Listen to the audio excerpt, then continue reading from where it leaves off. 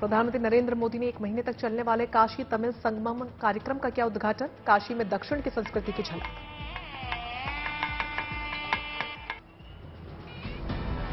उद्घाटन समारोह में बोले पीएम मोदी, आज भी तमिल विवाह परंपरा में काशी यात्रा का होता है जिक्र।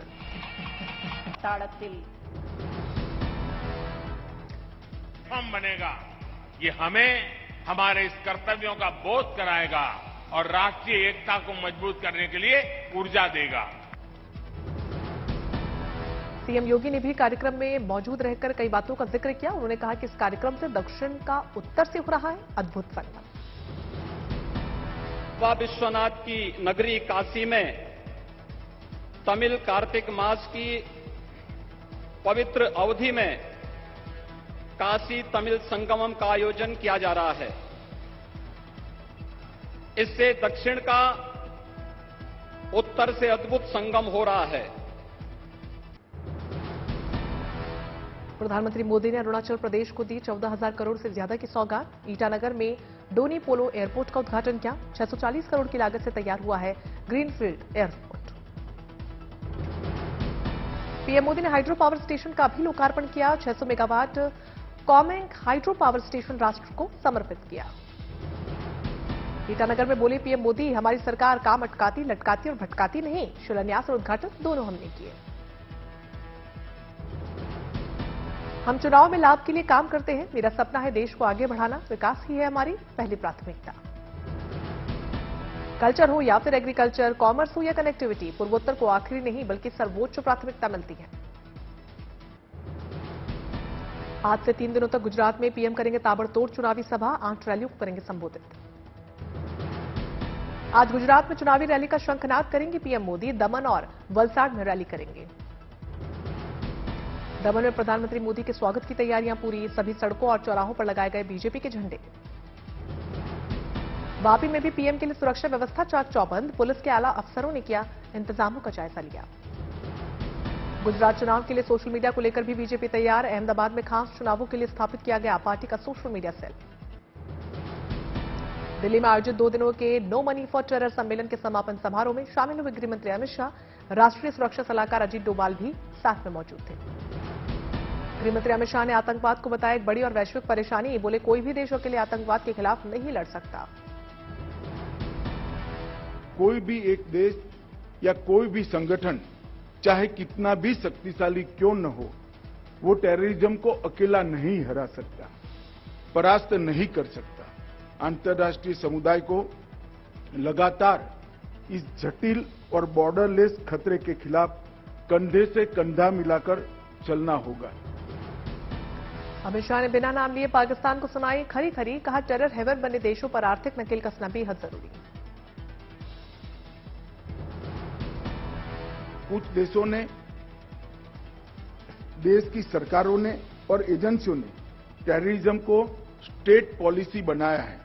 ऐसे टेरर हेवन्स पर आर्थिक प्रतिबंध के साथ साथ सभी प्रकार की नकेल कसना निहायत आवश्यक है। तिहाड़ जेल में बंद केजरीवाल मंत्री सत्येंद्र जैन के ऐशो आराम का वीडियो आया सामने। बीजेपी ने जारी किए 13, 14 और 21 सितंबर के कई वीडियोज।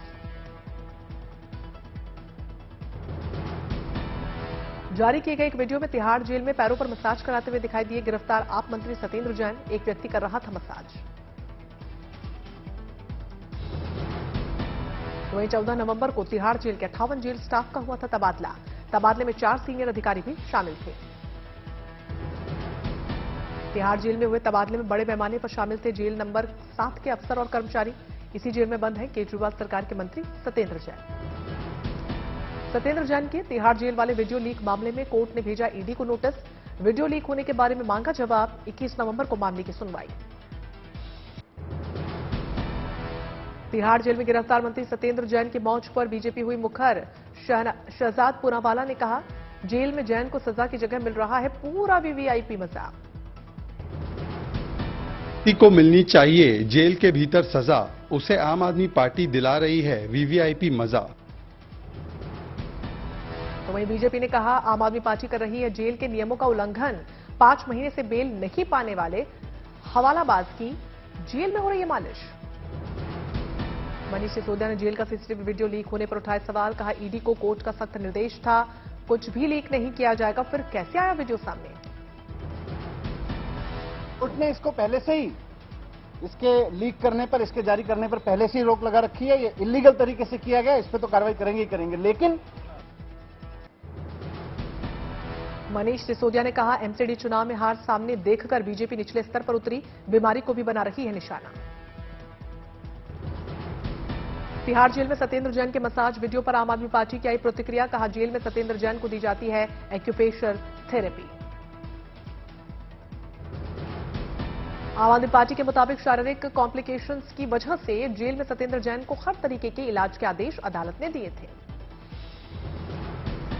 दिल्ली के श्रद्धा मर्डर केस में दिल्ली पुलिस की जांच जारी। श्रद्धा के दोस्त राहुल से दिल्ली पुलिस कर रही है पूछताछ। श्रद्धा मर्डर केस में दिल्ली पुलिस आज श्रद्धा के एक और गॉडविन से करेगी पूछताछ। दिल्ली पुलिस ने पूछताछ के लिए किया तलब। 4 दिन के अंदर हो सकता है आफताब का नार्को टेस्ट। श्रद्धा मर्डर केस में बड़ा खुलासा। आफताब के श्रद्धा को बुरी तरीके से पीटने के मिले सबूत। चोटिल श्रद्धा की तस्वीर भी आई सामने। आफताब को फ्लैट पर ले जाने का एक्सक्लूसिव वीडियो। गुरुवार रात वारदात वाले फ्लैट में महरौली ले गई थी दिल्ली पुलिस। श्रद्धा के टीम लीडर करण के साथ 24 नवंबर 2020 की व्हाट्सएप चैट भी सामने आई। चैट में श्रद्धा ने आफताब पर पीटने का लगाया था आरोप। श्रद्धा ने चैट में लिखा था वो ऑफिस आने की हालत में नहीं है, बेड से उठने की एनर्जी तक नहीं बची, बीपी लो होने का भी जिक्र किया था। श्रद्धा ने चैट में आफताब के घर छोड़कर जाने का जिक्र भी किया था। लिखा था कि वो उसे घर से निकालकर ही दम लेगी।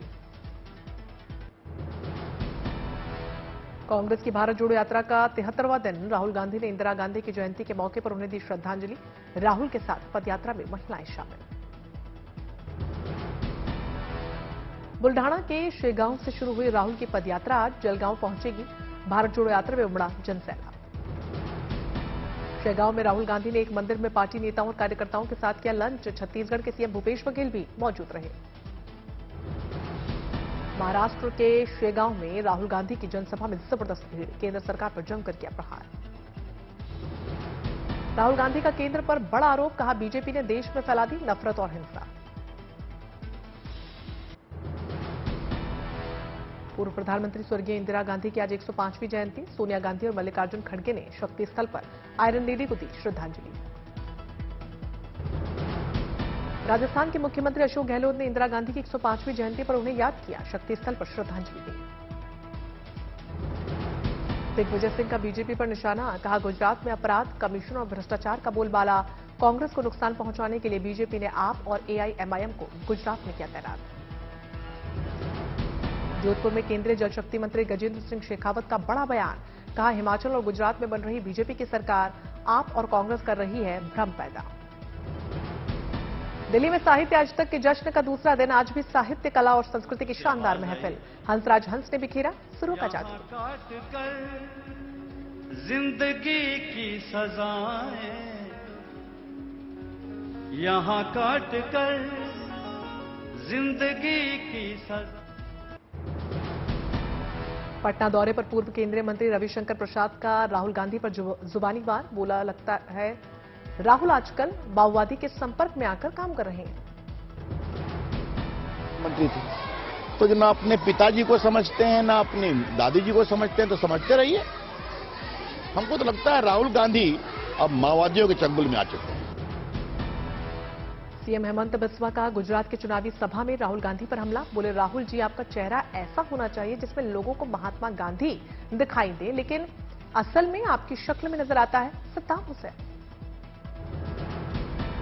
औरंगाबाद में कार्यक्रम में पहुंचे महाराष्ट्र के राज्यपाल भगत सिंह कोश्यारी। शिवाजी महाराज के इतिहास पर दिया भाषण। शीतकाल के लिए बंद हुए बद्रीनाथ धाम के कपाट। विधि विधान के साथ रवाना हुई बाबा बद्री विशाल की डोली। अगले 6 महीने जोशीमठ के नरसिम्हा मंदिर में होंगे दर्शन। मैनपुरी सीट से एसपी उम्मीदवार डिंपल यादव के लिए अखिलेश यादव ने उपचुनाव के लिए शुरू किया प्रचार। करहल में बोले अखिलेश एसपी की प्रतिष्ठा दांव पर। हरियाणा विद्युत नियामक आयोग की 83वीं बैठक में बोले मुख्यमंत्री मनोहर खट्टर। कहा 80% गांवों में 24 घंटे बिजली। 8 साल में बिजली दर में नहीं की गई बढ़ोतरी। आंध्र प्रदेश के सीएम जगनमोहन रेड्डी ने अमरावती में अफसरों के साथ समीक्षा बैठक की, महिला और बाल कल्याण पर चर्चा की। मणिपुर के मुख्यमंत्री बीरेन्द्र सिंह ने इम्फाल के कांगला पोलो ग्राउंड में सगोल कंगजेई चैंपियनशिप की शुरुआत की। संगाई महोत्सव भी आकर्षण का केंद्र बना हुआ है। मथुरा के मेयर ने मल्टी लेवल पार्किंग का उद्घाटन किया। पार्किंग की वजह से लोगों को जाम से मिलेगी मुक्ति। 20 करोड़ की लागत से किया गया इसे तैयार।